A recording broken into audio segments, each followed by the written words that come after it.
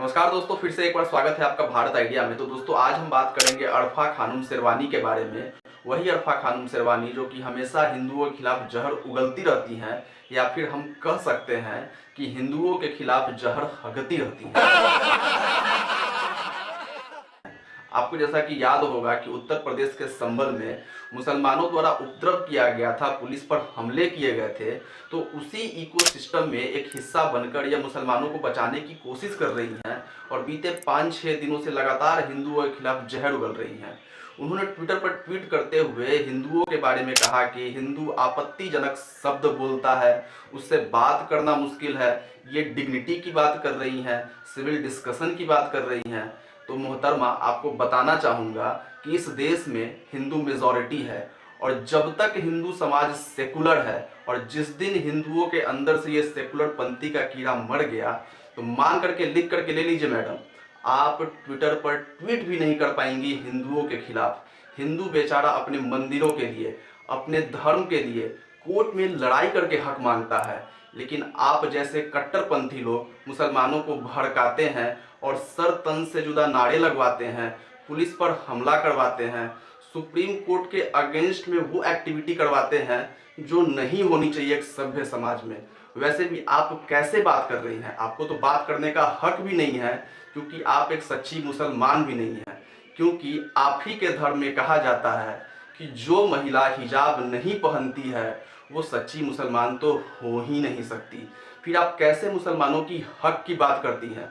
सच्चाई तो ये है कि आप हिंदुओं को, मुसलमानों को आपस में लड़वा करके अपने घर की रोटी सेकती हैं और उसी के रोटी के आधार पर आपका पेट भरता है, क्योंकि आपकी रोटी बिना दंगों के तो चलेगी नहीं।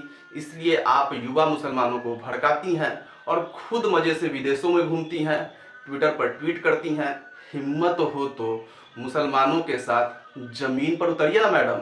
सिर्फ ट्विटर पर ट्वीट करिएगा और मुसलमानों को भड़काइएगा, हिंदुओं के खिलाफ भड़काइएगा और आपस में लड़वाइएगा। ऐसा नहीं होता है मैडम।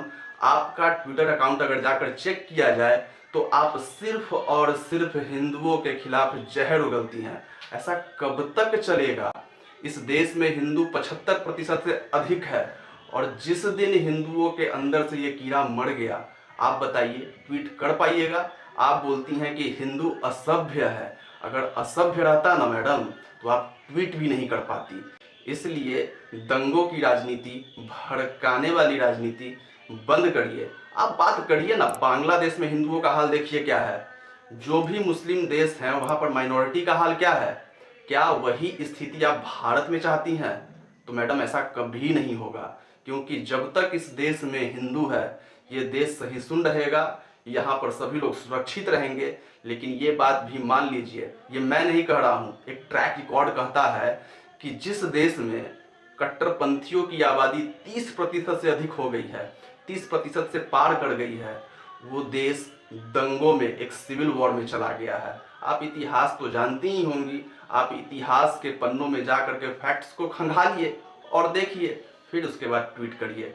बांग्लादेश में इस्कॉन को एक आतंकवादी संगठन बताया जा रहा है, उस पर भी आप एक ट्वीट कर दीजिए। लेकिन वो तो होगा नहीं, क्योंकि आपका तो काम है सिर्फ मुसलमानों को भड़काना, दंगों पर रोटी सेकना, दंगों की रोटी के आधार पर अपना पेट भरना।